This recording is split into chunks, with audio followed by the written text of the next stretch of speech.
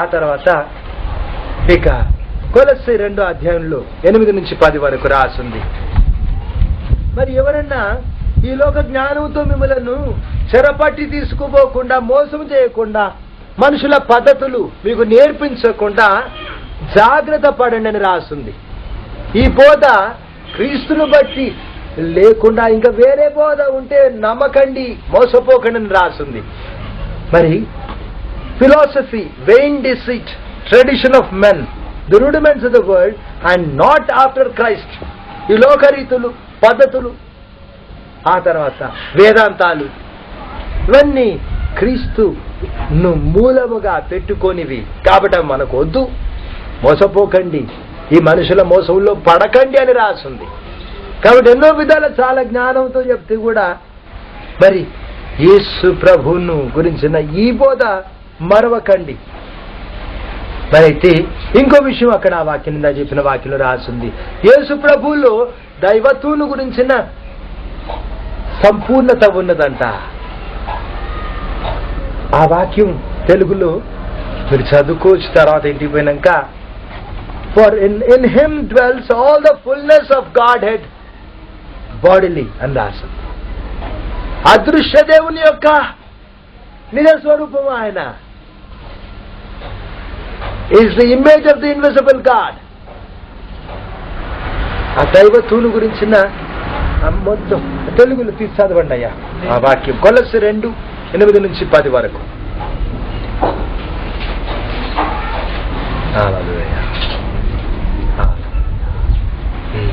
ఆయనను అనుసరింపక మనుషుల పారంపరాచారములను అనగా ఈ లోక సంబంధమైన మూల భాష్యమును అనుసరించి మోసకరమైన నిరుద్ధక తత్వము జ్ఞానము చేత మిమ్మల్ని చెరపట్టుకొని పోవచ్చున్న వాడై ఉండనేమో అని జాగ్రత్తగా ఉండుడి. ఏలయనగా దైవత్వం యొక్క సర్వస్వరూపిణత శరీరము. కొంచెం మీరు చదవండి, ఇంకెవరన్నా స్పష్టంగా చదవండి. ఆయన అనుసరింపక మనుష్యుల పారంపర్యాచారమునకు అనగా ఈ లోక సంబంధమైన మూలపాఠములను అనుసరించి మోసకరమైన నిరర్థక తత్వ జ్ఞానము చేత మిమ్మల్ని చెరపెట్టుకుని పోవువాడెవడైనను ఉండునేమో అని జాగ్రత్తగా ఉండుడి. ఎదైనగా దేవత్వం యొక్క సర్వ పరిపూర్ణత శరీరముగా క్రీస్తునందు, దేవత్వము యొక్క సర్వ పరిపూర్ణత సంపూర్ణత శరీరముగా క్రీస్తులో నివసించుచున్నది. హల్లెలూయా. మరందుకి యేసు నామమున బాప్తిజం అన్నమాట. యేసు నామమున నీ బాప్తిజం. దైవత్వం యొక్క సర్వ సంపూర్ణత క్రీస్తునందు శరీరముగా నివసించుచున్నది. అయితే ఆయన యందే మనం పరిపూర్ణమవుతామంట. మరియు ఆయన యందు మీరును సంపూర్ణులై ఉన్నారు. అవును, ఆయన యందు మీరు సంపూర్ణులు అవుతారు. కాబట్టి వారికి యేసు నామమున బాప్తిజం ఇవ్వకపోతే వాళ్ళు సంపూర్ణులు ఎట్లా అవుతారు? ఆయన యందే సంపూర్ణులు అవుతాం కదా. ఆయన ఇంకా ఇక చదవండి అయ్యా. ఆయన సమస్త ప్రధానులకును అధికారులకును శిరస్సై ఉన్నాడు. సమస్త ప్రధానులకు అధికారులకు శిరస్సు. ఆయన శిరస్సును కాదంటే ఎట్లాగా? ఆ నామమున బాప్తిజం ఇవ్వకపోతే ఎట్లాగా?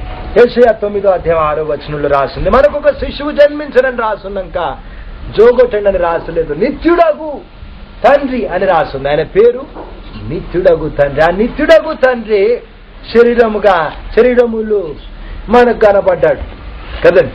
ఇందాక చదువుకున్న వాక్యమే దైవత్వము యొక్క సర్వ పరిపూర్ణత సంపూర్ణత శరీరముగా క్రీస్తులో నివాసం చేస్తా ఉన్నదని. కాబట్టి ఆ శిశువు పేరేంటి అనంటే నిత్యుడగు తండ్రి.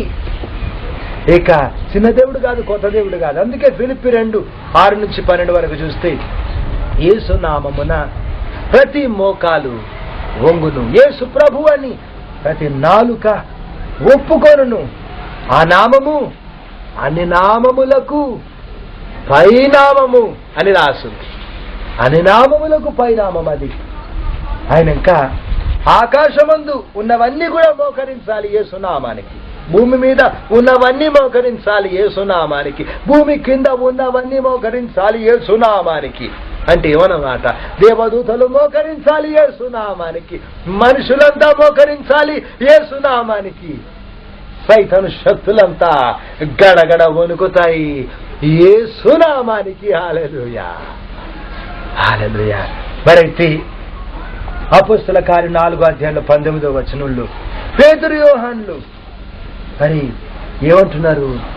మీరు యేసు ప్రభుని ప్రకటించొద్దంటే ఏమన్నారు?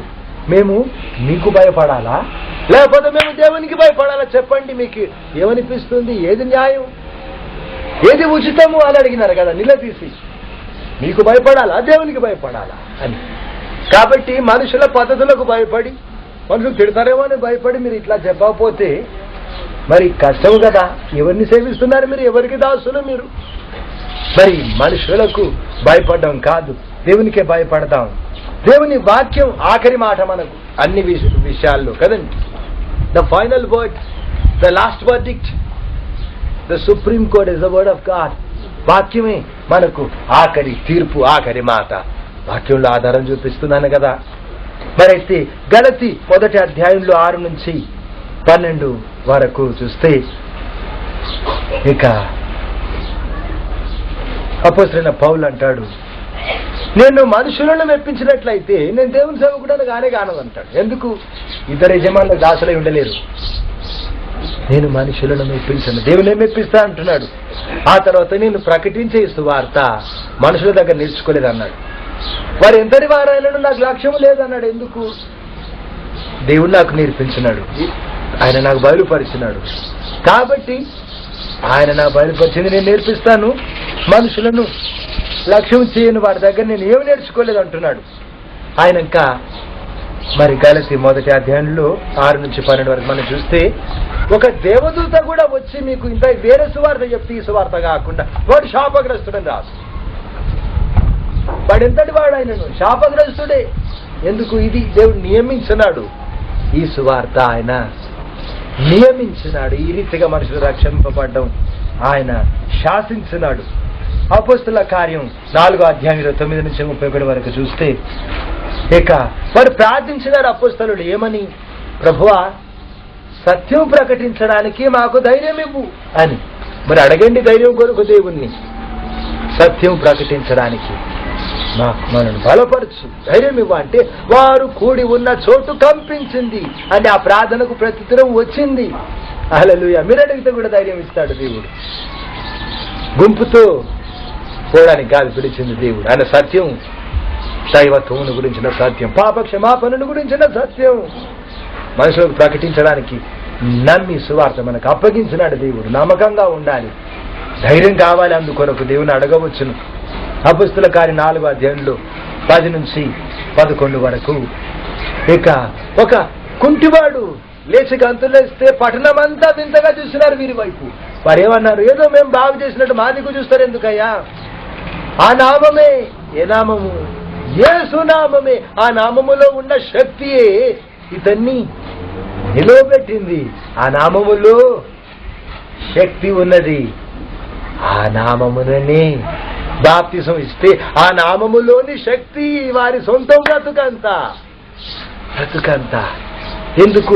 దైవత్వం యొక్క సర్వ పరిపూర్ణత, సంపూర్ణత శరీరముగా క్రీస్తులో నివాసము చేస్తున్నది. కాబట్టి ఆ నామములో బాప్తిసం ఇస్తే ఆ నామములోని శక్తి వారి సొంతం బ్రతుకాలానికి. ఇంత గొప్ప సత్యం ఇది. మరుగున పడనివ్వకండి, సర్దుకోకండి. ఆ తర్వాత యెషయా 45:21 నుంచి 24 వరకు దేవుడు అన్నాడు, భూదిగంత నివాసులారా నా వైపు చూసి రక్షణ నొందండి. నేనే దేవుడను, నేను తప్ప వేరొక దేవుడు లేడు, వేరొక రక్షకుడు లేడు అని దేవుడు అన్నాడు. నేను కూడా దేవుడని ఉన్నాడా? నేను కూడా అన్నాడా?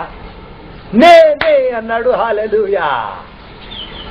నేనే మార్గమును, సత్యమును, జీవమును అన్నాడు యేసు. కొత్త దేవుడు కాదు, చిన్న దేవుడు కాదు, ఆ దేవుడే శరీరం ధరించినాడు. ఆది యందు వాక్యం ఉండెను, వాక్యమే శరీరధారి అయి మన మధ్య నివసించెను, కృపా సత్య సంపూర్ణుడుగా అగపడిను. కాబట్టి యేసు నామముననే బాప్తిస్మము. ఎందుకు? నేనే దేవుడను అన్నాడు ఆయన. ఆ తర్వాత అపొస్తలుల కార్యం 4వ అధ్యాయంలో 11 నుంచి 12 వచనాల్లో మనకు కనబడుతుంది. ఆకాశము క్రింద ఇవ్వబడిన మరి ఏ నామమున రక్షణ లేదు అని రాసి, మరి బాప్తిసం ఇంకా వేరే ఎట్లాగో ఇస్తే వీలవుతుందా? సరిపోతుందా? ఆకాశము క్రింద ఇవ్వబడిన మరి ఏ నామమున రక్షణ లేదు. బాప్తిసం ఎందుకు? రక్షణ కొరకు.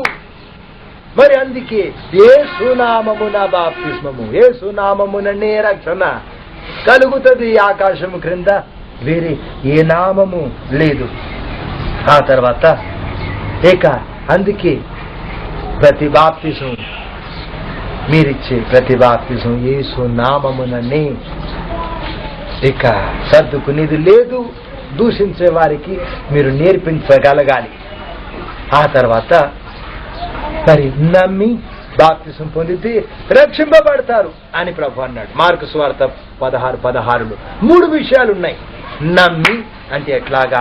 సృష్టికర్త అని, పాపం క్షమించే రక్షకుడని, చనిపోయి తిరిగి లేచిన రక్షకుడని నమ్మి, ఆ తర్వాత నా జీవితానికి సర్వాధికారి అని నమ్మి.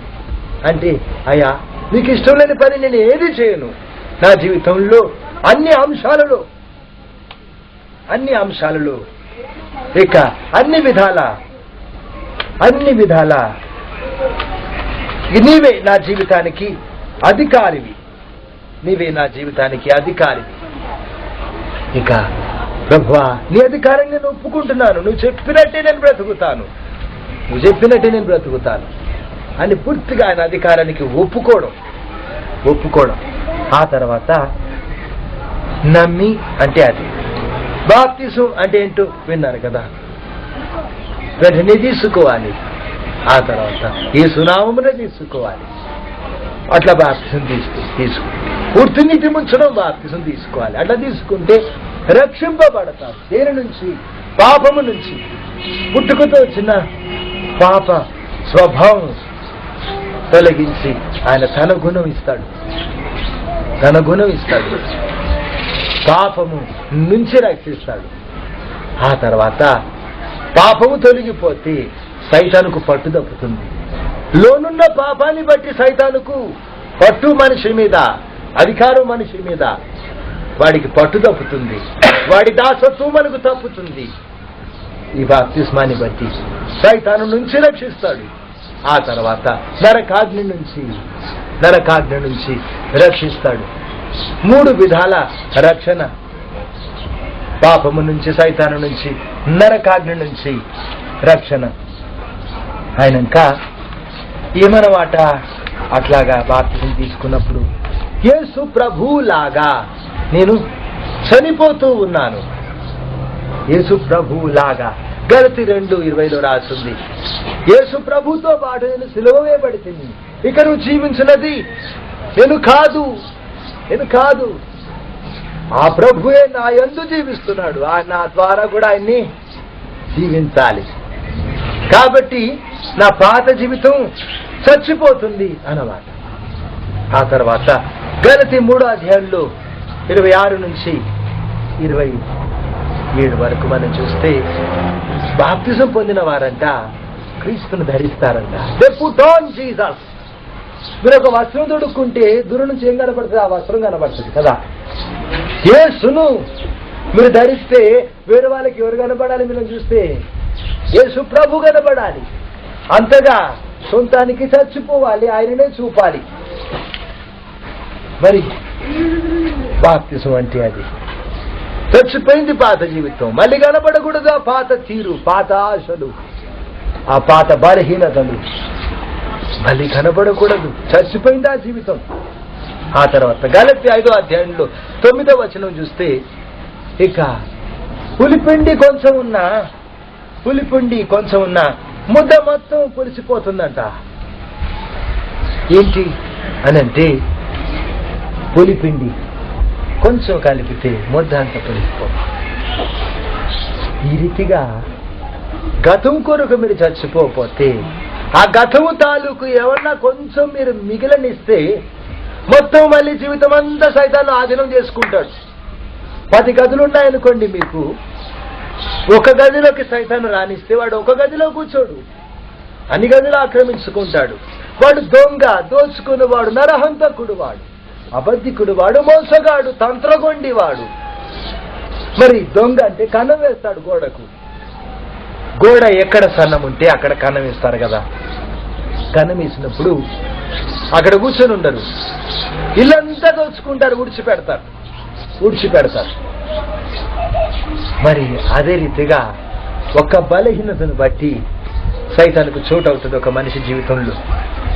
ఆ ఒక్క బలహీనతను బట్టి వాడు లోనకు వచ్చి బ్రతుకంతా పాడు చేస్తాడు. ఆ జీవితాన్ని అన్ని అంశాలు చేతబట్టుకుంటాడు.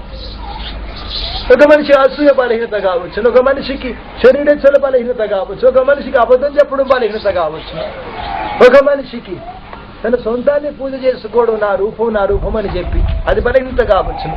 ఒక మనిషికి కులం గర్వం, డబ్బు గర్వం ఉండవచ్చును, బలహీనత. ఆ ఒక్క బలహీనతను బట్టి సైతాన్ని చోటు చేసుకుంటే బ్రతుకంతా వశం చేసుకుంటాడు. ఇప్పుడు ఓ ప్లాస్టిక్ బకెట్ ఉంది, ఎత్తేస్తే ఏం కాదు, ప్లాస్టిక్ బకెట్ మంట దగ్గర తీసుకుపోతేనే కష్టం అవుతుంది. కుండ ఉన్నది, కుండను మంట మీదనే పెట్టండి, దినమంతా ఇంకా గట్టి పడుతుంది. మరి అయితే ఎత్తేస్తేనే కష్టం అవుతుంది, కుండకు ఎత్తేస్తేనే కష్టం అవుతుంది. మరైతే ఇక ప్లాస్టిక్ బకెట్ ఉంటే మంట దగ్గర పోకుండా జాగ్రత్త పడాలి. కుండ అయితే పడిపోకుండా జాగ్రత్త పడాలి. ఎందుకు? అది బలహీనత, వాటికి బలహీనత. అట్లా ఒక్కొక్క మనిషి ఒక బలహీనత జయించినాక బ్రతుకంతా కూడా జాగ్రత్తగా ఉండాలి. ఎందుకు?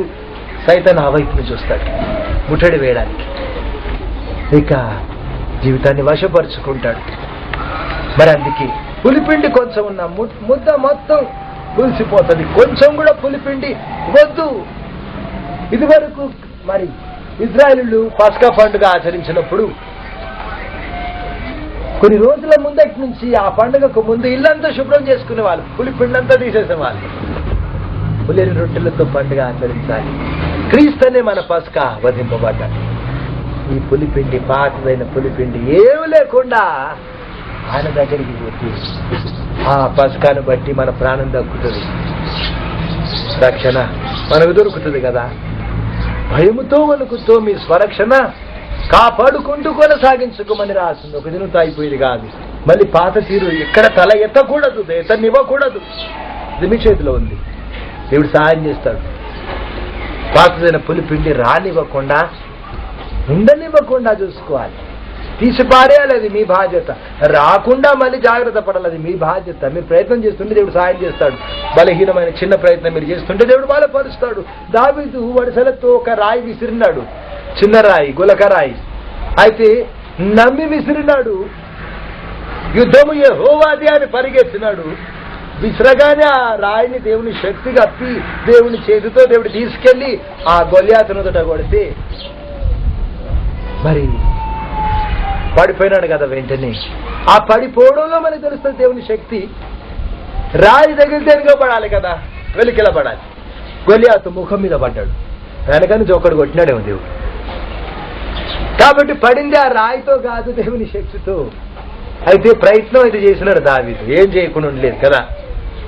కాబట్టి మీ చిన్న ప్రయత్నం మీరు చేస్తుంటే బలపరిచే దేవుడు నా కృపని చాలును, బలహీనత ఎందే నా శక్తి మీ అందు పరిపూర్ణం అవుతుందని పలికే దేవుడు తప్పకుండా బలపరుస్తాడు, జయమిస్తాడు. భయపడినక్కర్లేదు. ఆ తర్వాత గలతీ 6వ అధ్యాయంలో 14-15 వచనాల్లో నేను లోకానికి సిలువ వేయబడితిని, లోకము నా కొరకు సిలువ వేయబడింది అంటాడు భక్తుడు. అంటే ఏమన్నమాట? 2 శవాలు పక్కకున్నాయి. 2 శవాలు పక్కకుంటే ఆడవాళ్ళైతే కూడా, ఆడవాళ్ళకి మాట్లాడేది చాలా ఇష్టం కదా.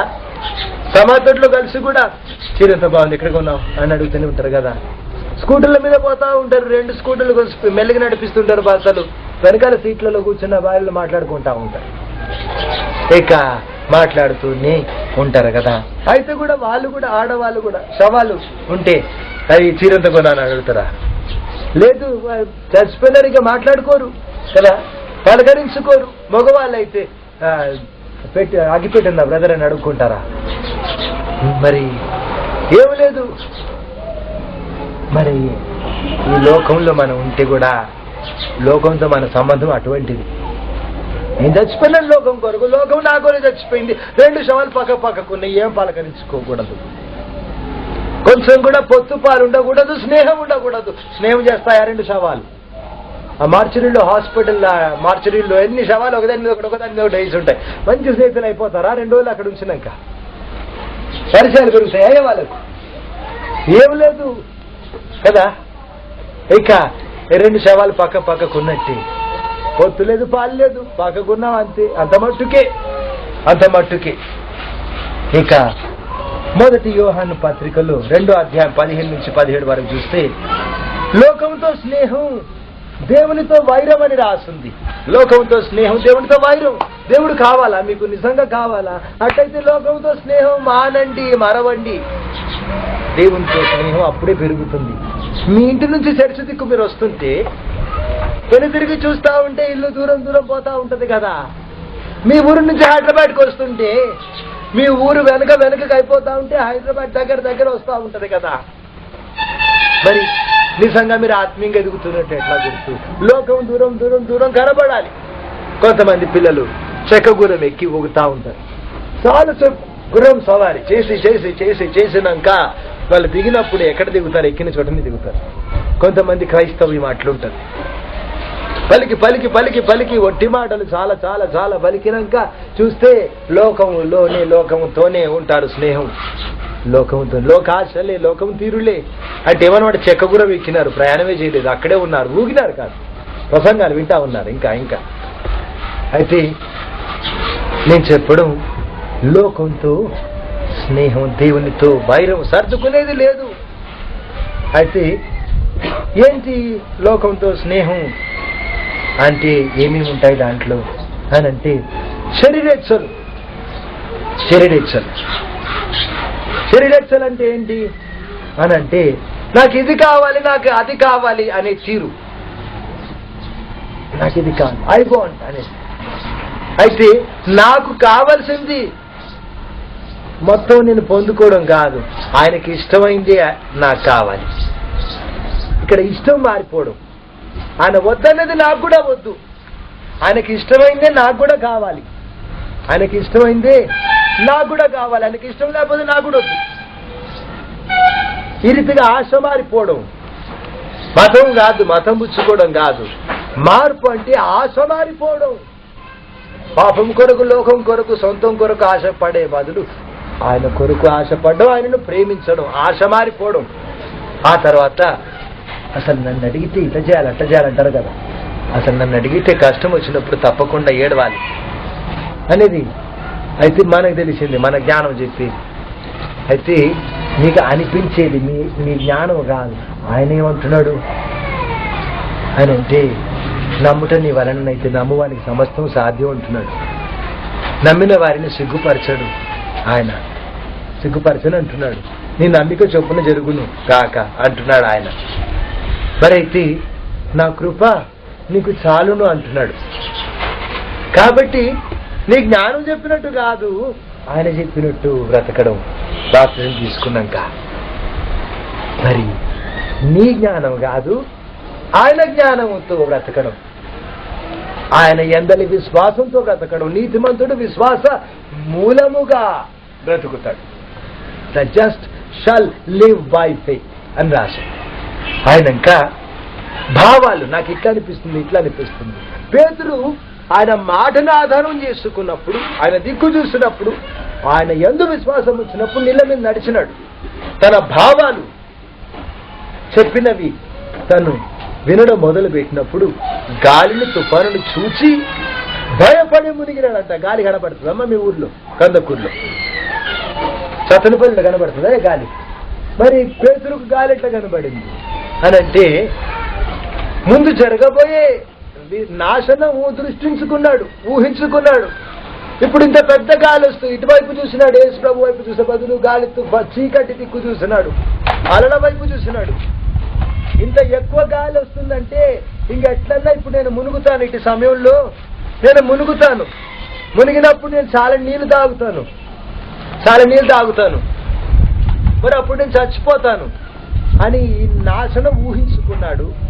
అప్పుడు భయపడి మునిగినాడు. అయితే ఈ భావాలను బట్టి కాదు బ్రతకడం, ఆయన వైపు చూస్తూ బ్రతకాలి.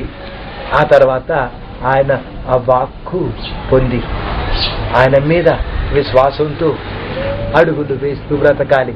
బాప్తిసం తీసుకున్నాక ఇదన్నమాట లోకంతో స్నేహం మానుకోవడం అంటే మరి శరీరేచ్ఛలు జయించడం. ఆ తర్వాత నేత్రాశ. మరి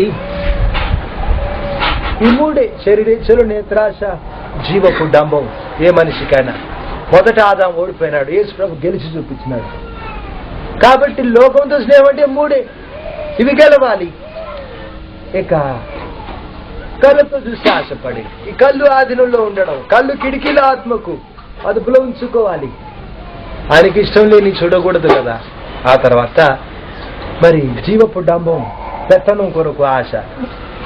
ఈ మూడు విధాల యేసు ప్రభు పరీక్షింపబడ్డాడు, శోధింపబడ్డాడు, గెలిచి చూపించినాడు మనకు మాదిరి ఆయన. అయితే ఈ శరీరేచ్ఛలు, నేత్రాశ, జీవపు డంబం అర్థమయ్యే భాషలో చెప్పాలంటే డబ్బు కొరకు ఆశ. మనిషి పరిగెడతా ఉంటాడు కదా, శిరిని దేవుణ్ణి సేవించలేరు అని అన్నాడు దేవుడు. అందుకే ఒక మాటలో కుదించి మనకు చెప్పినాడు, లోకం వెంట పరిగెత్తాడు, డబ్బు కొరకు పరిగెత్తాడు. అయితే ఇదంత పెద్ద తప్పు అని అంటే ధనాపేక్షను, విగ్రహారాధనని రాసు. అంటే హృదయంలో మనిషి విగ్రహాలు ఇవి. బయట విగ్రహాలు బారేసినాక లోపల విగ్రహాలు కూడా ఉండనీయకూడదు. అయితే సబ్సే బడా రూపాయ అని లోకం అంటే సబ్సే బడా ఏసయ్య అని మనం అనాలి కదా. మరి డబ్బుతో అన్ని కొనలేము, డబ్బుతో ఆరోగ్యం కొనుక్కోలేము, డబ్బుతో శాంతి కొనుక్కోలేము. ఆ తర్వాత డబ్బు సంపాదించడమే మన గమ్యం కాదు. కోట్ల రూపాయల ఆస్తుల్లో కామన్నది దయాలు బట్టి పీడింపబడి ఇక్కడికి వచ్చి మంచిగా అయిన తర్వాత ఏమన్నది, ఏ చెట్టు కింద ఉన్నా మంచిదే, గంజిదైనా మంచిదే, కానీ నేను నా భర్త పిల్లలు శాంతిగా ఉంటే నాకు అంతే చాలన్నది. కోట్ల రూపాయల ఆస్తి ఆమెకు ఆరోగ్యాన్ని, సంతోషాన్ని, శాంతిని ఇవ్వలేకపోయినా చెట్టు కింద ఉన్న చాలంటుందా. కాబట్టి ఈ డబ్బు దాన్ని కొనుక్కోలేము. ఆ తర్వాత డబ్బు రేఖలు కట్టుకుని ఎగిరిపోతుంది. 100 రూపాయల కాగితానికి వెళ్ళి బంధువులు ఉంటాయి కదమ్మా, పీటేసి ఎవరు కూర్చోబెట్టరు, ఎవరి చెట్టుకన్నా పోగానే వాళ్ళు పని చెప్తారు, ఇంకెక్కడో పోగానే వాళ్ళు పని చెప్తారు. రేఖలు కట్టుకుని ఎగిరిపోతుంది. ఆ తర్వాత లోకం పెత్తనం కొరకు ఆరాటం, పెత్తనం కావాలి. అందరు నేను చెప్పినట్టు విన్నా, గుర్తింపు నాకు కావాలి, అధికారం కొరకు ఆశ, లోకం తీరు. మరి యేసు ప్రభు తీరేమో పరిచర్య చేయడం యేసు ప్రభు తీరు. అందరి పాదాలు కడిగినాడు ఆయన. మీరు యేసు ప్రభుకు చెందిన వారైతే ఆయన తీరు మీలో కనబడాలి. తగ్గించుకుని తీరు, పరిచర్య చేసే తీరు, పాదాలు కడిగే తగ్గింపు, ఆ తీరు ఉంటే యేసు ప్రభుకు చెందిన వారని అర్థమవుతుంది మనుషులకు. అహంకారం కనబడితే వెంటనే అది సైతాను గుణం కదా.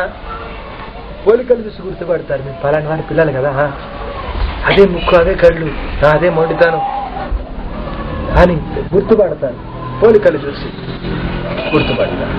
అయితే అహంకారం కనబడగాని వాడు బుగ్గగిలుకుండా తీసుకెళ్ళిపోతాడు సైతం. నా కూతురు, నా కుమారుడు అని. ఎందుకు? నా గుణం కనబడుతుంది, నా చెందినవాడు. మనుషులు గుర్తుపడతారు మీరు ఎవరికి చెందినవారు. మారుతూ ఉంటారు, ఇప్పుడు పార్టీలు మారుతూ ఉంటారు కదా. ఈరోజు ఒక పార్టీ, రేపు ఇంకో పార్టీలు ఉంటాడు ఒక మనిషి. అట్లాగా అహంకారం కనబడితే మీరు సైతాను పార్టీలో చేరినట్టు, డిఫెక్ట్ అయిపోయినట్టు, యేసు ప్రభు దగ్గరికి వెళ్ళిపోయినట్టు. తగ్గింపే కనబడితే మీరు ఇంకా యేసు ప్రభుకే చెంది ఉన్నట్టు. తగ్గింపును వస్త్రములాగా కప్పుకోమన్నాడు దేవుడు, వస్త్రములాగా కప్పుకోమన్నాడు. చూడగానే అర్థమయ్యేటట్టు, అందరికీ అర్థమయ్యేటట్టు. ఆ తర్వాత ఇక శరీరేచ్ఛలు, ముఖ్యంగా ఆడ మగ సంబంధం చాలా పవిత్రమైంది. భార్య భర్త కలిసి ఉండాలని ప్రభు సృష్టించినాడు. పెళ్లి వ్యవస్థ దేవుడు స్థాపించినాడు. మరైతే వేరే వాళ్ళ కొరకు మనసులో కూడా ఆశపడకూడదు, అది తప్పన్నాడు దేవుడు. చేస్తేనే తప్పని లోకం అంటుంది, ఆశపడితేనే తప్పని దేవుడు అంటున్నాడు. అంతరంగములో సత్యం కోరతాడు ఆయన. హృదయ రహస్యాలు ఎరిగిన దేవుని మెప్పిస్తూ బ్రతకాలి. ఒక నరహత్య, వ్యభిచారం, ఒక చెడు తలంపుకు దేవుడు భేదం చూపించడు. అట్లా తలంపు ఉంటే అది చేసినట్టే అంటాడు, అంత శిక్ష పెడతాడు. ఎంత భయంకరం కదా. అయితే మరి తలంపులలో కూడా పరిశుద్ధత కావాలి. దేవుడు ఇష్టపడతాడు. తలంపులలో కూడా పరిశుద్ధత లేకపోతే ఎట్లాగా? వాడు తలంపులలో విత్తనాలు వేస్తాడు సైతాను. ఉండనిస్తే అదే చెట్టు వస్తుంది, అదే కాయ కాస్తుంది, అదే పండు అవుతుంది, మళ్ళీ అవే విత్తనాలు. మరి అడవుల్లో మంట మొదలవుతుంది, కారు చిచ్చు అంటారు కదా. ఎండిపోయిన చెట్టులో ముండ్ల పొదలో 2 కొమ్మలు రాసుకొని నిప్పురవ్వలు పుడతాయి. ముందు ఆ చెట్టును తగలబెడతాయి. పక్కకున్న పెద్ద దేవదారు వృక్షం తగలబడుతుంది, ఇంకేదో ఓలివ చెట్టు తగలబడుతుంది. మంచి పనికొచ్చే చెట్లు ఎన్నో తగలబడతాయి. అడివంతా తగలబడుతుంది. మంటలు ఆర్పడం కష్టమవుతుంది. ఎట్లా మొదలైంది? ఓ పనికి వాళ్ళ చెట్టులు. అట్లాగా ఆడమగ సంబంధం విషయంలో సరిగా ఖచ్చితంగా జాగ్రత్తగా ఉండకపోతే కారి చిచ్చులాగా మొదలయ్యే ఆశ జీవితాలు నాశనం అయిపోతాయి. చచ్చిపోతారు మనుషులు, పొడుచుకుని చచ్చిపోతారు. మహాశ్రమలు, కుటుంబాలు కూలిపోతాయి. చిన్నగా నిప్పురవలాగా మొదలైన ఆశతో అదుపులో లేకపోతే అంత దూరం పోతుంది. అందుకే తలంపులు, ఊహలు కూడా పరిశుద్ధంగా ఉంచుకోవాలి. ఒక సహోదరుడు ఉత్తరం రాసినాడు ఏమని, నేను ఆత్మహత్య చేసుకున్నాను అనుకుంటున్నాను. ఎందుకు? నేను లోకానికి మంచివాడినే కానీ అసహ్యమైనవి ఊహించుకుంటా ఉన్నాను. పండ్లు లూజ్ అయిపోయినాయి, అసహ్యమైన చెడ్డ వాసన వస్తూ ఉంటుంది, నోట్లు వెంట్రుకలన్నీ ఊడిపోతున్నాయి, ఆరోగ్యం అంతా చెడిపోయింది. ఆ తర్వాత ఉద్యోగం దొరకడం లేదు, పెళ్లి జరగడం లేదు, ఎవరికి నా వలన మేలు లేదు. కాబట్టి ఇక చచ్చిపోదాం అనుకుంటున్నాను. ఏమైనా దారి ఉంటే చెప్పండి, బ్రతుకుతాను అంటున్నాడు. దేవుడు బ్రతికించుకున్నాడు. మరైతే ఆయన తప్పేమి చేయలేదు. లోపల ఊహించుకోవడమే అసహ్యమైనవి, దేవునికి ఇష్టం లేని ఊహిస్తున్నాడు. మన తలంపులలో దేవుడు నివాసం చేస్తాడు కదా. వారి తలంపులలో కూడా వారి దేవునికి చోటు ఇవ్వకపోయిరి అని రాసి, తలంపులలో ఆయన ఉండేది, ఆయన చోటు మన ఆత్మలో నివాసం చేస్తాడు. అయితే ఆ ఊహలు, తలంపులు, ఆశలు అపవిత్రంగా ఉంటాయని ఉండడు. ఆ మనుషులు వెళ్ళిపోతాడు. ఇక ఆ చోటు ఖాళీగా ఉండదు. సైతాను సొంతం చేసుకుంటాడు, ఆక్రమించుకుంటాడు, చెరపడతాడు ఆ మనిషిని. మరి అందుకే మేము దుర్గములను పడద్రోయగలము మాకున్న ఆయుధాలను బట్టి అని రాస్తున్న చోట ప్రతి తలంపును క్రీస్తు కొరకు చెరపట్టగలము. సైతాను చెరపట్టి ఉన్నాడు తలంపులు. మనం ఏ సయ కొరకు చెరపట్టాలి? వారి తలంపులు. అక్కడ యుద్ధం జరుగుతుంది అన్నమాట. అక్కడ సైతాను ఓడిపోతే ఇక వారు ప్రభువును ఒప్పుకుంటారు. కాబట్టి మనుషుల హృదయాల్లో కదా దేవుని రాజ్యం స్థాపింపబడ్డం. మరి అందుకే తలంపులు, ఊహలు, ఆశలు దేవునికి అనుకూలంగా ఉండాలి. మరి ఆ తర్వాత పేరు కొరకు లోకం పరిగెడుతుంది. ఏం చేసినా పేరు కొరకు చేస్తా ఉంటారు. మనం పేరు కొరకు కాదు, ఏం చేసినా ప్రభు కొరకు చేయాలి. బాప్తిసం తీసుకున్నవారు ప్రభు కొరకు చేయాలి. ఇక ప్రభు కొరకని మనం బ్రతికితే తృప్తి ఉంటుంది, ఎంతో ధైర్యం ఉంటుంది. నీతిమంతుడు సింహంలాగా బ్రతకొచ్చునంట. సింహంలాగా తలదించుకునే పని లేకుండా నీతిమంతుడు, నీతి ఉంటే ఇక సిగ్గుపడనక్కరలేదు. ఆ నీతి వారిని వెల్లడి చేసుకుంటాడు. నీతి ఉంటే దేవుడే వారిని వెల్లడి చేసుకుంటాడు. వారి పక్షంగా ఆయన వాదిస్తాడు, వారితో ఆయన ఉంటాడు, వారి పక్షంగా ఆయన పోట్లాడతాడు. వీరు నా వారు అని చూపుకుంటాడు లోకానికి. ఆయనక ఇక తృప్తి ఉంటుంది. మనుషుల కొరకు మనం ఏమైనా చేస్తున్నాం అనుకుంటే వారి కృతజ్ఞత చూపరు, గౌరవించరు, ప్రేమించరు. మరణాపాయంలో ఉన్న వారికి చేయూతనిస్తుంటే, ఎంతో శ్రమ కొప్పుకొని నిందల కూర్చుకొని వారికి చేయూతనిస్తుంటే ఆశ్రయించి వారిని అనేకతాలు చేసినారు.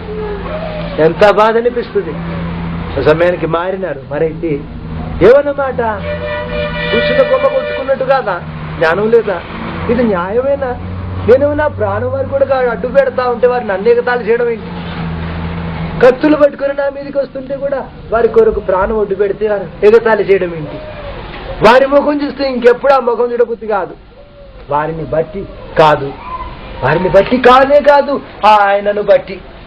ఆయన కొరకే ఏం చేసినా, ఆయన కొరకు చేస్తే ఎంత చేసినా తక్కువే కదా. ఆయన కొరకు చేస్తే శక్తిలో పువ్వు లేకుండా చేయాలనిపిస్తుంది కదా. కాబట్టి భార్య భర్తలుగా కుటుంబ ధర్మాన్ని జరిగించిన, ఒక చోట ఉద్యోగం చేసినా, దేవుని గురించి ప్రకటించినా, దేవుని సేవ చేసినా, మీరు ఏం చేసినా యేసయ్య కొరకు అనుకొని చేయండి ఆయనకి. అందుకే కదలని పరిస్థితిలో ఉన్న మనుషులు అంత బట్టలు పాడు చేసుకుని అసహ్యంగా వాసన వస్తుంది, చేతుల మీద ఎత్తుకుపోయినాను, యేసయ్యని ఎత్తుకున్నాను అనుకున్నాను, నా చేత తినిపించినాను, యేసయ్యకి తినిపిస్తున్నాను అనుకున్నాను.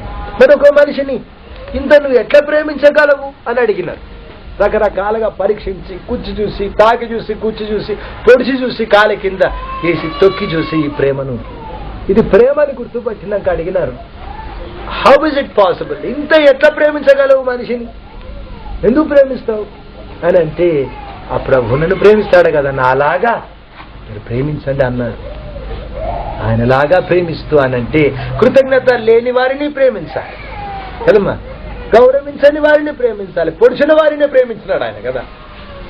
మరి కాబట్టి ఈ అర్హత లేని వారిని కూడా ప్రేమించి ప్రభు కొరకు అనుకొని చేయాలి ఏం చేసినా. మరప్పుడు ప్రభు ప్రతిఫలం ఇస్తాడు, తప్పకుండా ప్రతిఫలం ఇస్తాడు. అంతేగాని మనిషి కొరకు కాదు, పేరు కొరకు కాదు. ఆ తర్వాత కాబట్టి లోకం పరిగెత్తి 4: డబ్బు, అధికారం, శరీరేచ్ఛలు, పేరు కొరకు పరిగెడుతుంది లోకం. బాప్తిజం పొందిన వారు వీటి కొరకు పరిగెత్తరు, ప్రభు కొరకు బ్రతుకుతారు, ప్రభు చెప్పినట్టే బ్రతుకుతారు. కొలస్సీ 2:20-23 వరకు. ఆ తర్వాత రోమా 12వ అధ్యాయం 1-2 వచనాలు మనం చూస్తే, ఈ లోకరీతులను అనుసరింపక అని రాస్తుంది. Do not confirm to this world అంటే మనుషుల పద్ధతులు, ఆచారాలు, లోకరీతులు మనకొద్దు, ప్రభు చెప్పినట్టే బ్రతకాలి. తిథులు, నక్షత్రాలు చూసి మనుషులు భయపడతారు, వారు మనుషులు చూసుకుంటారు. ఈ రోజు మంచి రోజు, ఆ రోజు మంచి రోజు కాదు. 2 రోజులు దేవుడే చేసినట్టు 2 రోజులు మంచి రోజులే.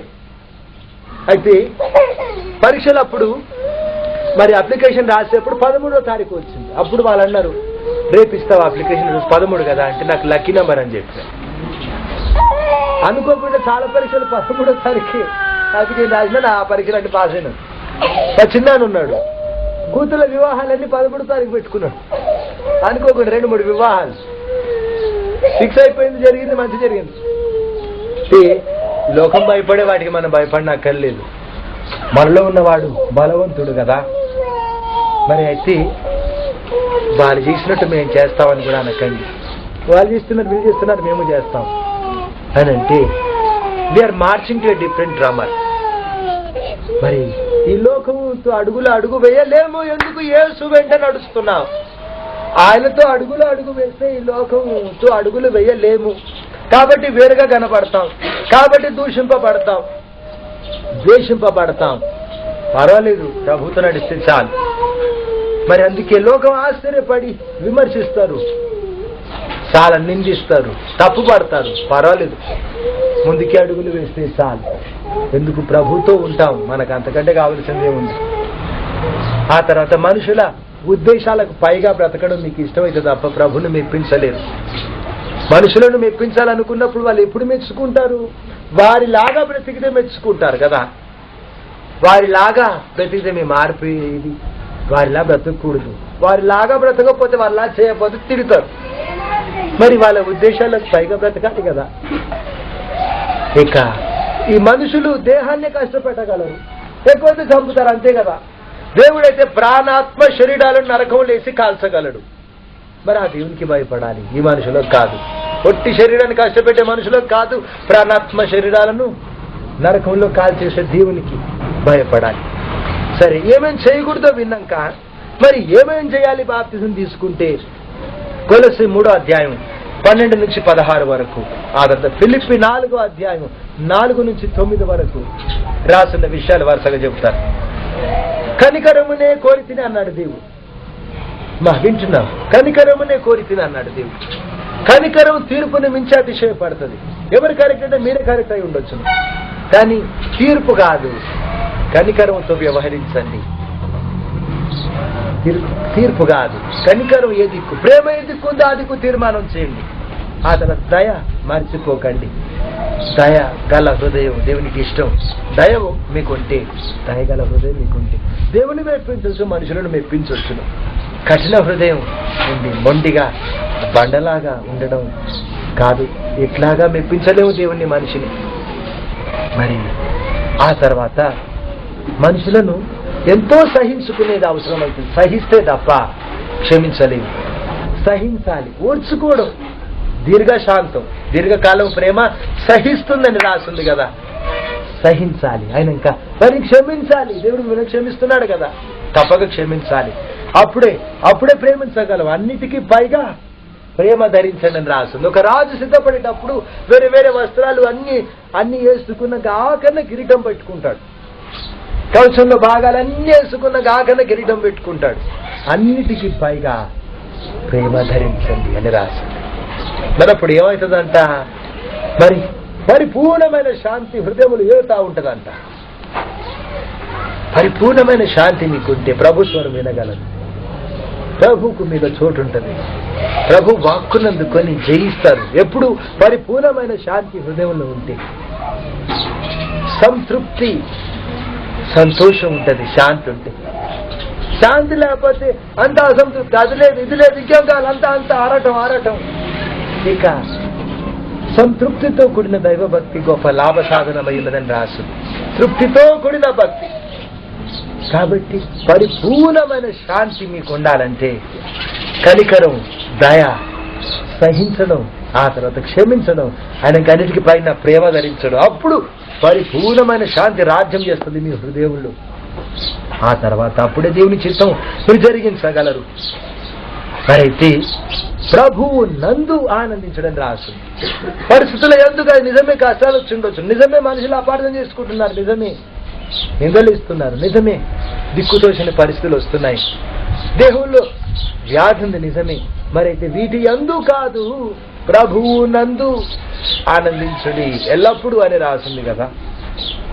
మరి ఆనందించాలంటే ఆత్రం ఉండకూడదు. దేని గురించి కూడా ఆత్ర పడకండి అని రాసింది. Do not be anxious about anything. అయ్యో అదెట్లా ఇదెట్లా అని. మరి అందుకే జూన్కి అయిపోతుంది అగ్రిమెంట్. జూన్ నెల వస్తా ఉంది, మే 15వ తారీఖు వరకు వచ్చేసింది. అయ్యో ఎట్లా ఎక్కడ పోతారు మీరు, ఎక్కడ పోతారు? దొరికిందా? మెల్ల నాకే చెప్పండి, ఎవరికి చెప్పను అన్నట్టు అడుగుతున్నాను. ఇంత నిశ్చింతగా ఎట్లున్నావు? వేరే ప్లాట్ మీకు దొరికిందా అని అంటే నేను చెప్పినాను, నా ప్రభు చెప్పిన పని ఇది అని చూసుకుంటాడు. నిశ్చింతగా ఉన్నాను. అన్ని బాగున్నప్పుడు ఎవరైనా నిశ్చింతగా ఉంటారు.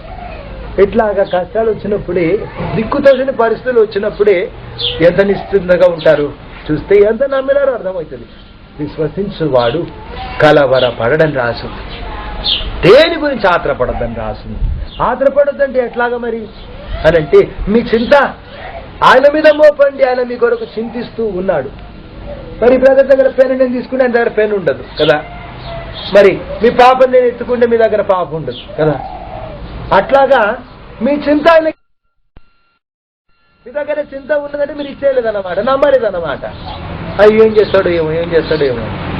ఇప్పుడు ఇంకో చిన్న పాపకు మీ పాపని మరి ఎత్తుకోవడానికి ఎందుకు, అమ్మో ఎత్తేస్తుందేమో అని కదా, నమ్మరు మీ పాపనిచ్చి. మరి కొంచెం మంచిగా చూసుకుంటారని నమ్మకం ఉంటేనే ఇస్తారు. మీరు పాకపోతే ఇస్తారు, వీళ్ళు కొడతారేమో అని అనుకుంటే వాళ్ళకి అప్పచెప్పరు కదా. సరే చూసుకోకూడదు, సరే చూసుకోరు అనిపిస్తే ఇవ్వరు మీ పాప. ఆయన నమ్మదగిన వాడు, సమర్థుడు. ఆయన నమ్మండి, నమ్మి అప్పగించేయండి మీ చింత అంతా, మీ కష్టాలన్నీ, మీ అవసరతలన్నీ. ఆయన మీ కొరకు చింతిస్తూనే ఉన్నాడంట. మరి చింత ఆయన మీద వేయకపోతే ఆయన యందు ఆనందించలేము.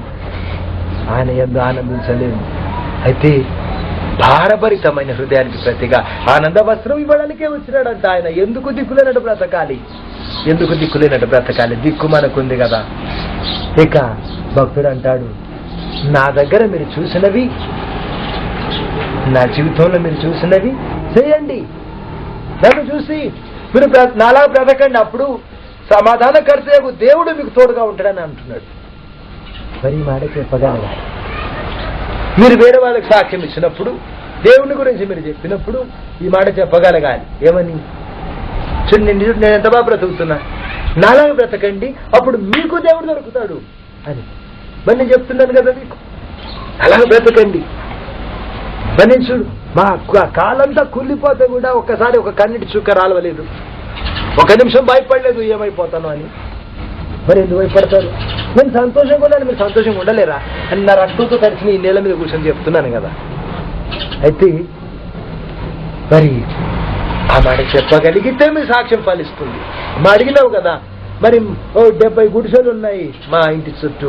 ఆ తర్వాత మా ఊర్లో ఇంకెంతో మంది దేవుడంటే తెలవక పాపంలో బ్రతుకుతా ఉన్నారు. నాకు చెప్పాలని ఆత్రం అవుతుందన్నా. ఇంత మంచి ప్రేమ పొందుకున్నాను, ఇంత మంచి మాదిరి దొరికింది. నా కూతురు అంటున్నావు కదా, మరి నీ తగ్గట్టు బ్రతకాలంటున్నావు కదా. అయితే ఇట్లా చెప్తే ఫలిస్తుంది. నేను క్రీస్తును బలి బ్రతికిన లాగున మీరు నన్ను పోలి బ్రతకండి అని చెప్పగలిగితే ఫలిస్తుంది. మరి మీరు నా యందు చూసినవి, నేను మీకు నేర్పించినవి, నా జీవితంలో మీరు కనిపెట్టి నేర్చుకున్నవి జరిగించండి. అప్పుడు సమాధానకర్తయగు దేవుడు తోడుగా ఉంటాడు అని అంటాడు భక్తుడు. ఆ తర్వాత ఇక క్రీస్తునందలి సరళత నుంచి వేరు కాకూడదు అని రాసు. సింప్లిసిటీ ఇంతే, చాలా సులువైన కాడి. ఇదేదో బరువుగా మనం మార్చేయకూడదు. గాజులది, బొట్టుది, పుస్తది అని చెప్పి, మెటలుది అని చెప్పి, తెల్ల బట్టలు వేసుకొని తిరుగు అని చెప్పి.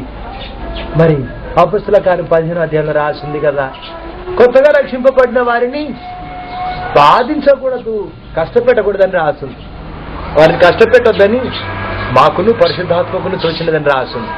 విగ్రహాలకు దూరం ఉండి, గొంతు పిసికి చంపిన అది తినకుండా, అంటే రక్తం తినకుండా ఉండి, వ్యభిచారానికి దూరం ఉంటే చాలు. ఆ సందర్భంగానే నేర్చుకుంటారు దేవుని వాక్యం. వారు మోషే ధర్మశాస్త్రం ప్రకటించేవారు ప్రతి చోట ఉన్నారు కదా, నేర్చుకుంటారు వాళ్ళు.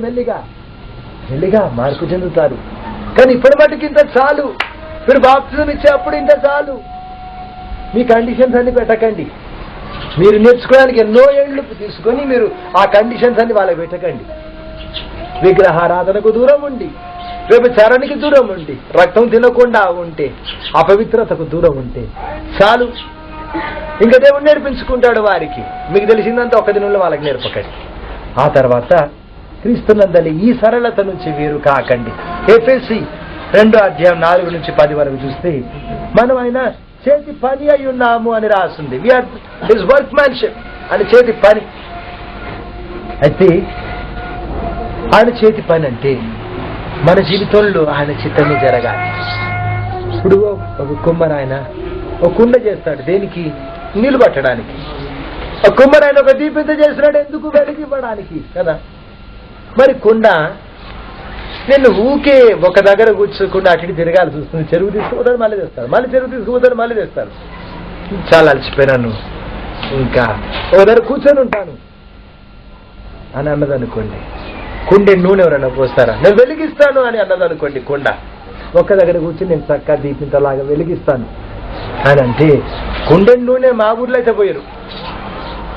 ఆయన ఇంకా దీపింత మరి ఒక్క దగ్గరే కూర్చొని బోరు కొడుతుంది, నేను నీళ్ళు తెస్తాను అని అంటే, ఈ కొన్ని నీళ్ళు ఎవరు పట్టుకొస్తారు? చెరువు నుంచి 2 కిలోమీటర్లు నడిచి. ఈ 2 వృధా అయిపోతాయి కదా. కుండ నీళ్ళే పోయాలి, దీపింత వెలిగే ఇవ్వాలి. మీరు దేని కొరకైతే సృష్టింపబడ్డారు ఆ పనే చేయాలి. అందుకే ఆయన చేసుకున్నాడు, ఆ పనే చేయాలి. ఏ పని అప్పగిస్తే ఆ పని. ఇంకొకరితో పోల్చుకోకూడదు, ఇంకెవరో చేసినట్టు మనం చేయకూడదు. దేవుడు మీకు చెప్పిన పని మీరు చేయాలి, సంతోషంగా చేయాలి. ఎందుకంటే మరి ఆయన భూమి పునాదులు వేయబడక మునిపే అప్పటి నుంచి ప్రేమించి ఒక ఉద్దేశం కలిగి మీ కొరకు మిమ్మల్ని రప్పించినాడు ఒక తరువులో భూమి మీద. మరి ఇష్టం వచ్చినట్టు బ్రతకడానికి వీలే లేదు. మనం ఆయన చేతి పని అయి ఉన్నాము. కొన్ని మంచి పనుల కొరకని సృష్టించినాడు, ఆ పనులన్నీ మన ద్వారా జరగాలి. ఆయన ఇంకా మరి ఎట్లా తెలుస్తుంది నాకు అని అంటే, దేవుడు అన్యాయస్తుడు కాడు, అన్యాయస్తుడు కానే కాడు. మరైతే నీతిమంతుని అడుగులు ఆయన ఆజ్ఞాపిస్తాడని రాసు. ఆజ్ఞాపిస్తాడంట. ఒక్కొక్క అడుగు నడిపించాలని ఇష్టపడుతున్నాడు. కానీ ఒక్కొక్క అడుగు ఆయన అడిగి వేయండి, తప్పక అడుగులు స్థిరపరుస్తారు అని చిత్తం కొరకు వేచి ఉంది. బైబిల్ ఎప్పుడు చదువుకుంటా ఉంటే ఒక్కో సమస్యలు, ఒక తీర్మానంలో అప్పుడేం చేయాలి వెంటనే ఒక వాక్యం జ్ఞాపకం వస్తుంది. నాలుక ఏదైనా రుచి వెంటనే గుర్తుపడుతుంది కదా, తీపి లేకపోతే చేదు లేక పులుపు వెంటనే గుర్తవుతుంది కదా. అట్లాగా మన జీవితంలో వాక్యం చదివి ఎక్కువ జీర్ణించుకొని ఉంటే, దేవునికి ఇష్టం లేని ఏమైనా ఉంటే వెంటనే వద్దు వద్దు వద్దు అనిపిస్తుంది. రుచి నాలుక చెప్పినట్టు మన ఆత్మ, మన మనస్సాక్షి వెంటనే చెప్పేస్తుంది ఏది దేవుని చిత్తం, ఏది దేవుని చిత్తం కాదు. చాలా వాక్యం ధ్యానిస్తూ రోజు ప్రార్థన చేసుకుంటూ అప్పుడప్పుడు ఉపవాస ప్రార్థన చేస్తున్న జీవితం అయితే, మరి అటువంటి జీవితం అయితే మనస్సాక్షి చాలా మటుకు దేవుని చిత్తాన్ని ప్రతిబింబిస్తుంది. కాబట్టి మనస్సాక్షికి కూడా దోషం తోచకుండా బ్రతికితే చాలు. మన ప్రార్థనలో బలం ఉంటుంది, మరి దారి తప్పకుండా ఉంటాం. మనస్సాక్షి కూడా నింద వేయకుండా బ్రతకాలి. ఆ తర్వాత మరి అందుకే ఈ రీతిగా దారి తప్పకుండా బ్రతకాలంటే ఉదయం లేచి 1 గంటన్నరనన్నా తప్పకుండా వాక్యం ధ్యానించాలి, 1 గంటనన్నా మోకరించి ప్రార్థించాలి. ఇదే అలవాటు మీరు చేసుకుంటే బ్రతుకంతా దీవింపబడతారు. ఏకానితో సహవాసం 24 గంటల్లో 10వ భాగం అంటే 2.5 గంటలు మీ ఆదాయంలో 10వ భాగం దేవుంది.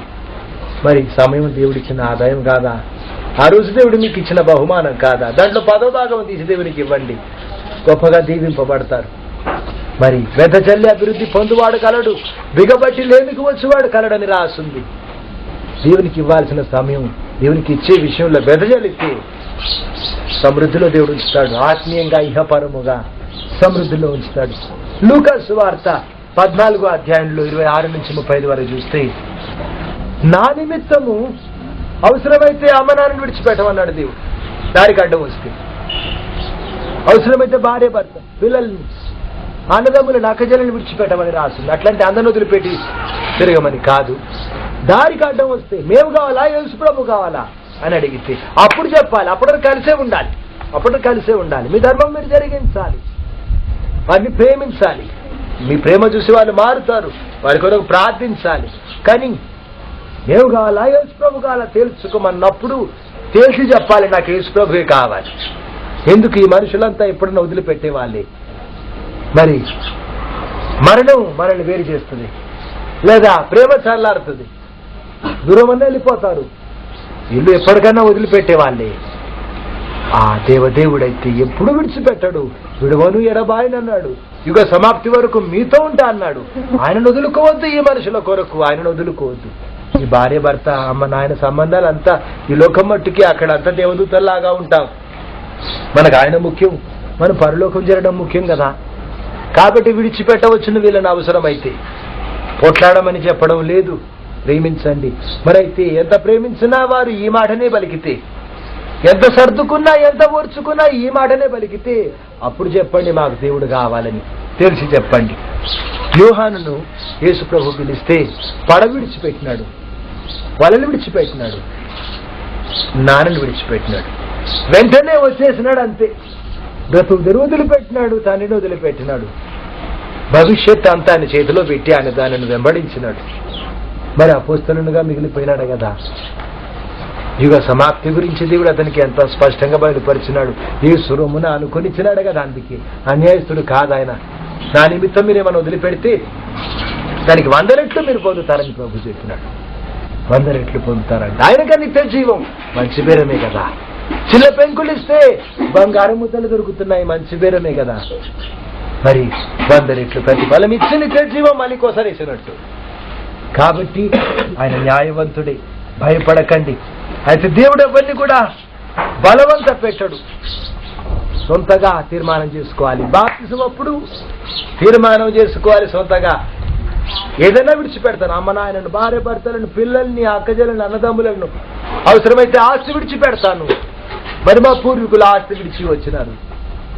2-3 తరాలు అయిపోయినాక మరి మా అమ్మను ఆ సీమల్ అనే గ్రామం పంపిస్తే వాళ్ళు అంటున్నారంట, మీరు రాజుల్లాగా ఉన్నారు, మేము అట్లాగే ఉండిపోయినా మునుపట్లాగానే, మమ్మల్ని తీసుకోబోద్దు ఆ దేవుని దగ్గర అని అడుగుతున్నారంట. మరి వారే వెలగొట్టినారు మా తాతను కట్టుబట్టలతో.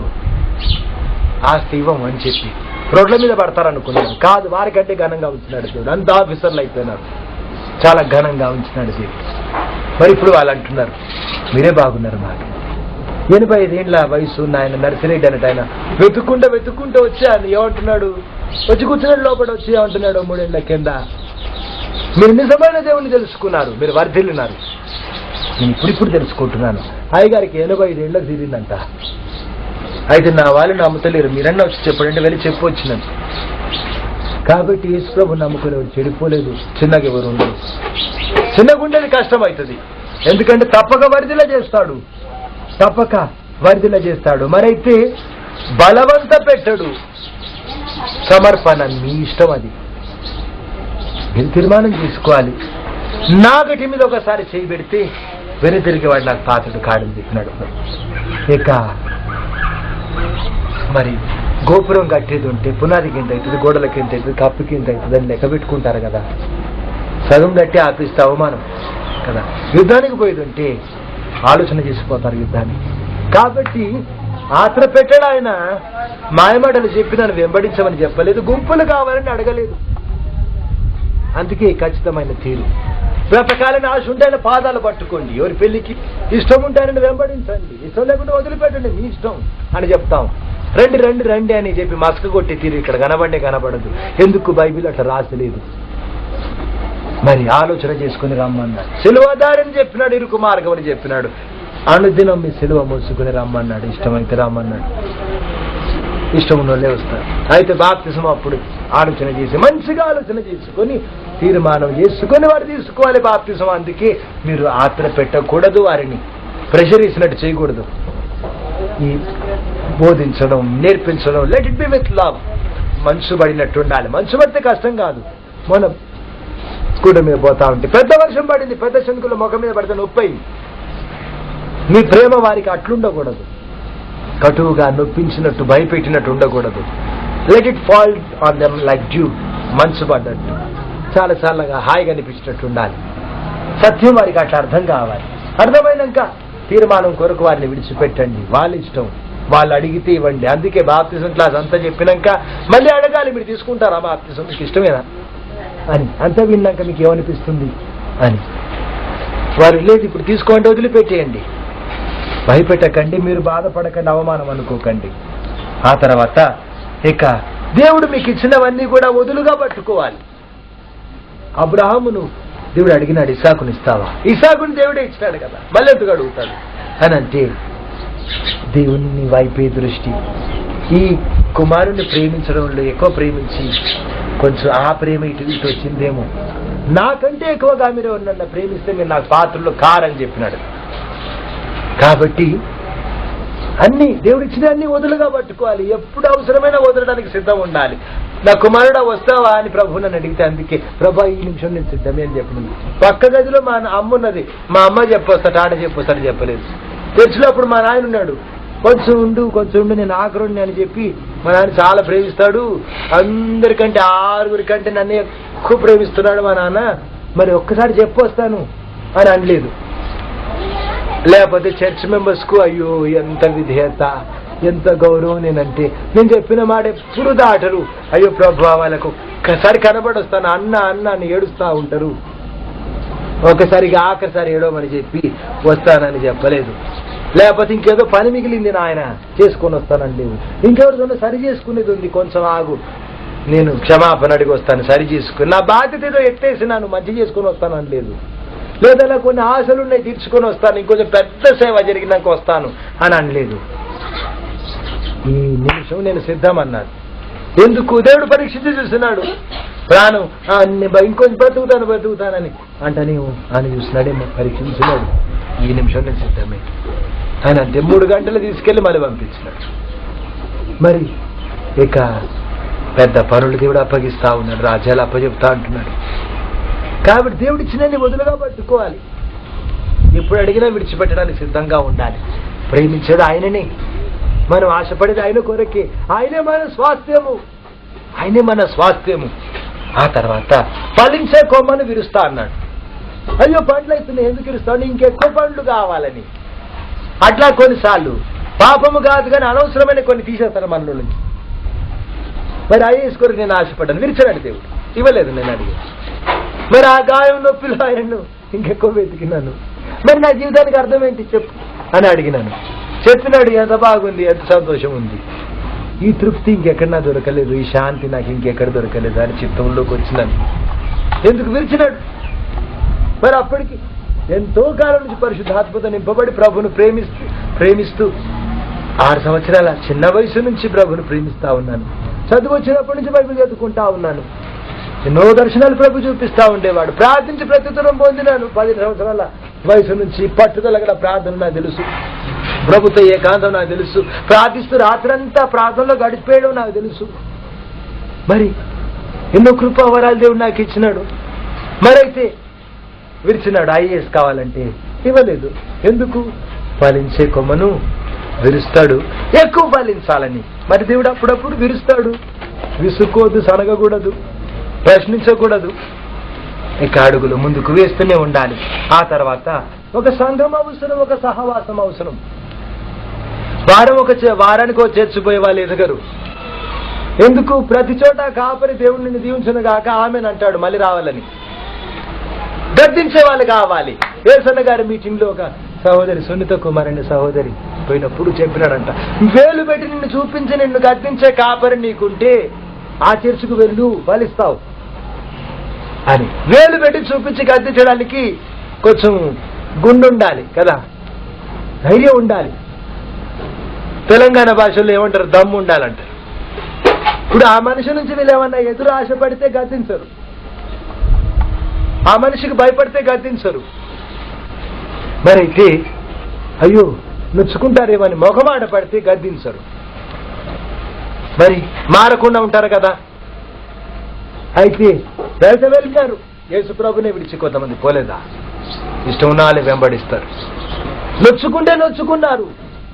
హృదయంలో నొచ్చుకొని వారు బాప్తిజం పొందలేదా? పేతురు చెబితే కొమ్మను సరిగ్గా చెక్కి అంటుకట్టాలి ఆ చెట్టుకు. నొచ్చుకున్నారు. మార్పు కలిగితే చాలు.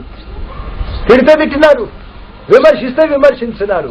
దేవుని చిత్తం జరిగితే చాలు అని అనుకునేవాడు వేలు పెట్టి చూపించి గదిస్తాడు. అందుకే ప్రసంగం మధ్యలో కూడా కొంచెం ఎవరన్నా అజాగ్రత్త వింటుంటే జాగ్రత్త అని చెప్పగానే ఆ టెన్షన్ ఇంకా 3 గంటలు. ఒకవేళ వాళ్ళు కొంచెం అటు ఇటు చూస్తే వాళ్ళ పక్కన వాళ్ళకి జాగ్రత్త చెప్పు అని అంటే మరి ఇటు చూసే వరకు ఇద్దరు ఇక కోమాలో పోయినట్టుంటారు. ఏంటి అని అంటే ఇంకా పేరు చెప్తాడు, ఇంకా ఆగకపోతే ఇక ఇద్దరిని పంపుతాడు బయటికి సాగనంపడానికి. సర్దుకునేది లేదు. అయితే గద్దింపుకు లోబడిన వాడు తిరుగు లేకుండా పడతాడు. మరి వీళ్ళని గద్దించి మీకు బుద్ధి నేర్పి సవరించి ప్రభుకు అంటుకట్టి పెంచే కాపరి, ఒక కాపరి మీకు ఉండాలి. ఒక సంఘం మీకు ఉండాలి. ఒక సంఘం మీకు ఉండాలి. ఎక్కడ పోవాలి? మా చర్చికే రమ్మని నేను ఎవరికి ఒక్కళ్ళు కూడా చెప్పలేదు.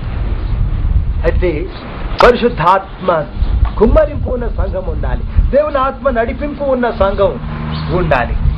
మరి అప్పుడు మీకు మీరు మంటున్న చోట మీరు వెలుగుతారు. పచ్చి చెట్టుని తెచ్చి మంటలో పెడితే అంటుకుంటుంది కాసేపటి కన్నా. ఆయన మంటలున్న చోట మీరు వర్ధిల్లుతారు. ఆయన జీవం ఉన్న చోట మీరుంటే ఆయన జీవం మీలోన ఉంటది. మరి అందుకే పరిశుద్ధాత్మ సంఘానికి గుర్తులేంటి? కొత్తగా మనుషులు దేవుణ్ణి తెలుసుకుంటారు. ఆ చోట ఆయన ఆకర్షిస్తే తప్ప ఎవరు నమ్మరు దేవుని. ఇది ఖచ్చితమైన గుర్తు. కొత్తగా మనుషులు దేవుణ్ణి తెలుసుకుంటా ఉంటారు. ఆ చోట స్వస్థతలు జరుగుతాయి, దుష్టశక్తి నుంచి విడుదల కలుగుతుంది, మనుషుల్లో మార్పు కనబడుతుంది. హల్లెలూయా. మరి మామూలుగా మానవ ప్రయత్నంతో మార్పు రాదు. మనుషుల్లో మార్పు రావడానికి ఆయన ఆత్మ కార్యం జరగాలి. మరి ఈ ఐగారిని మార్చాలంటే ఎవరి తరం? లేదా ఆ ఐగారిని మార్చాలంటే ఎవరి తరం? ఇంకొకళ్ళ గురించి అంతే కదా. వర్ష కూర్చున్నారు దేవుని దయ దేవుని సేవకులుగా. ఎవరి తరం వీరిని మార్చేది? ఆయన ఆత్మ కార్యం ఇది. కాబట్టి ఈ గుర్తులున్న చోట ప్రేమ కూడా ఉంటది. తప్పకుండా ధ్వజముగా ఉంటది. ప్రేమ అక్కడ ధ్వజముగా ఎత్తబడి ఉంటుంది, దించకుండా.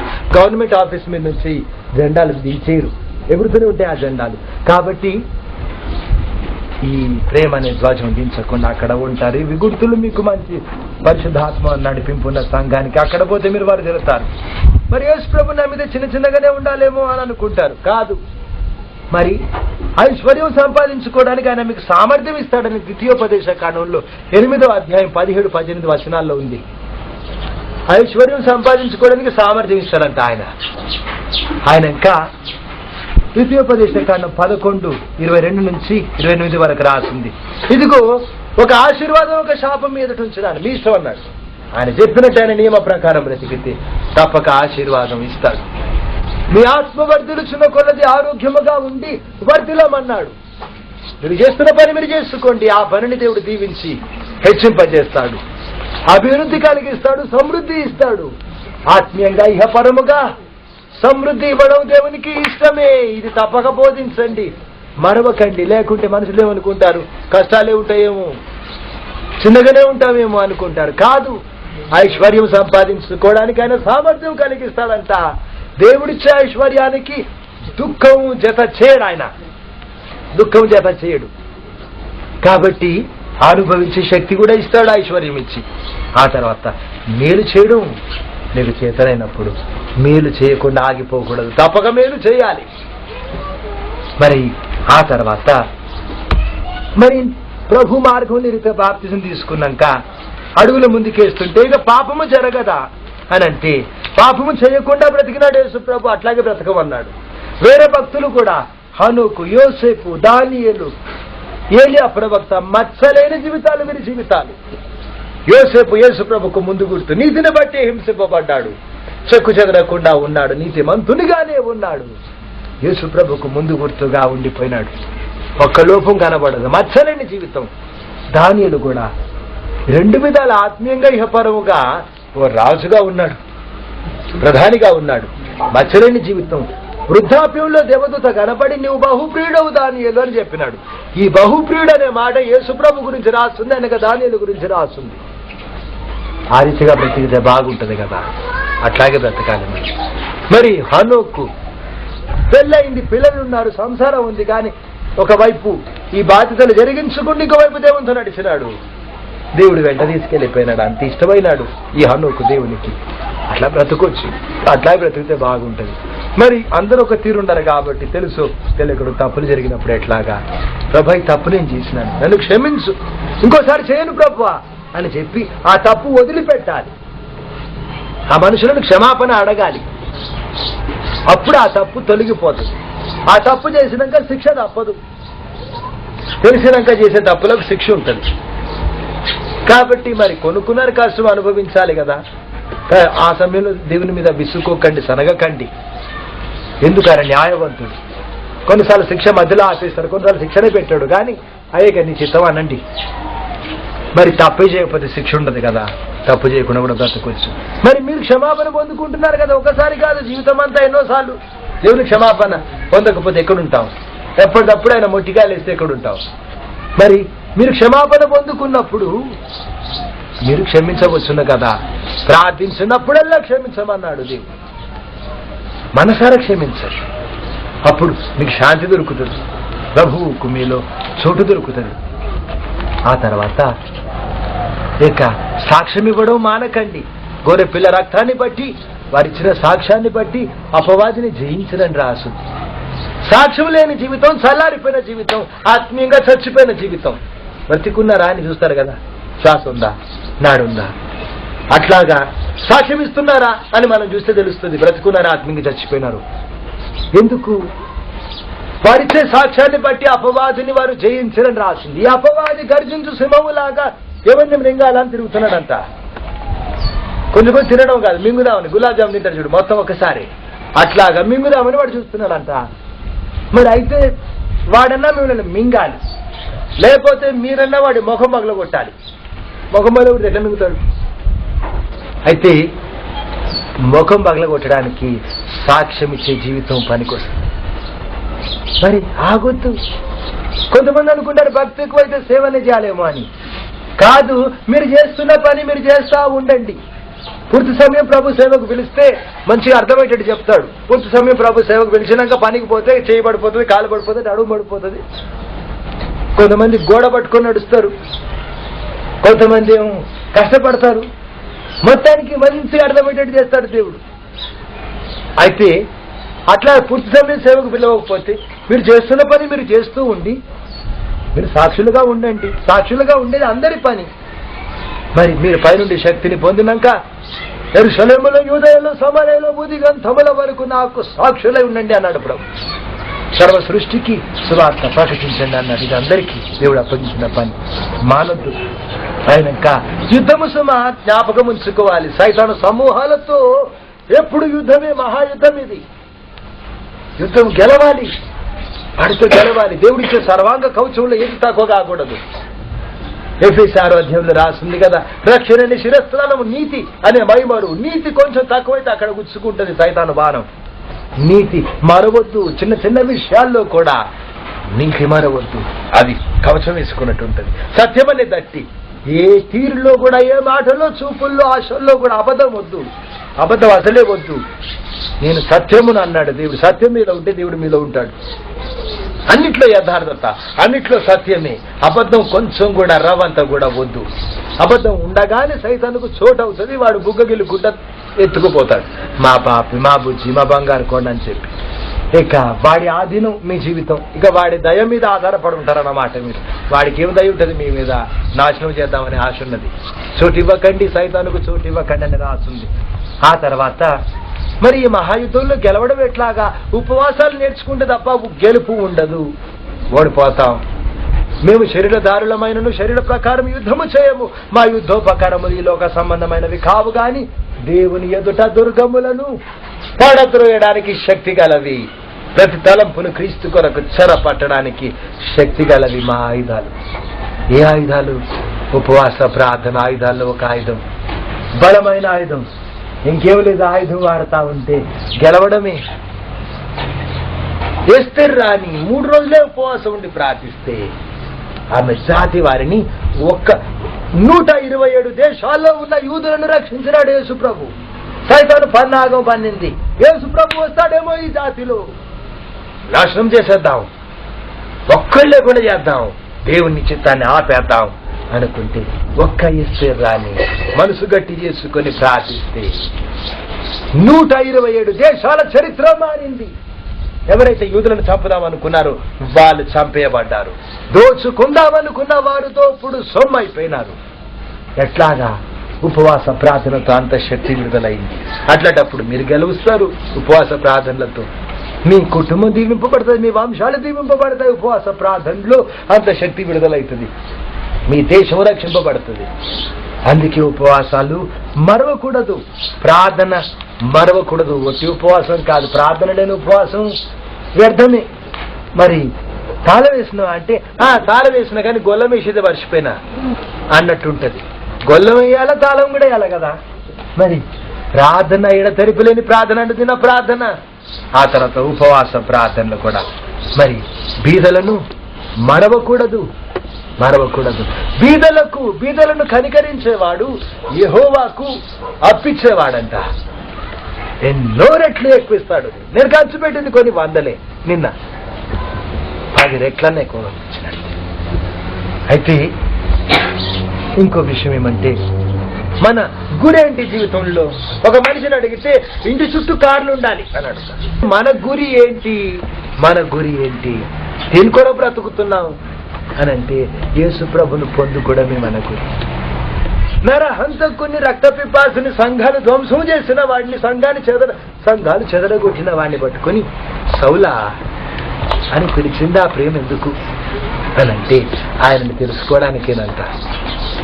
మరి రాజ్యాలు జయించడానికి కాదు, ఆ తర్వాత సంఘాలు స్థాపించడానికి కాదు.